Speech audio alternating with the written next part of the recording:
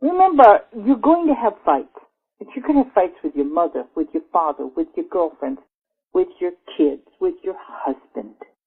And I think people take them way too seriously.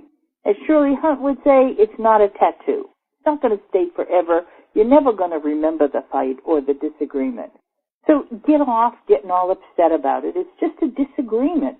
It's nothing more than that. We don't come unglued if our kids get upset with us or our mother gets upset with us. Tom and I, when I was upset with him, I would say, I want to fight with you about something, and when can we do it? We'd make an appointment to have an argument. We still had the argument, but we did have fair fighting. And fair fighting is, when you're fighting, you've got to stay with the fight. You have to stay with the fight, what you're fighting about. You can't go to last week and last year. You can't go to her mother and her father.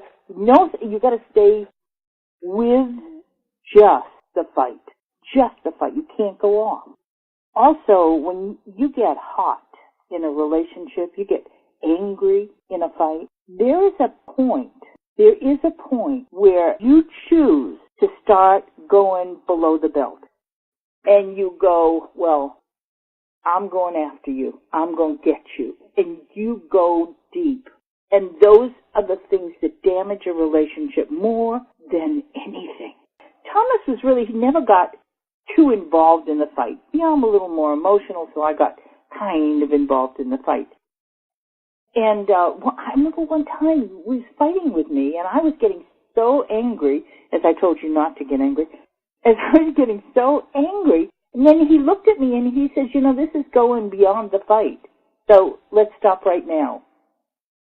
And I'm still upset. I couldn't believe it. He just stopped it and he walked out of the room. I went, oh my God.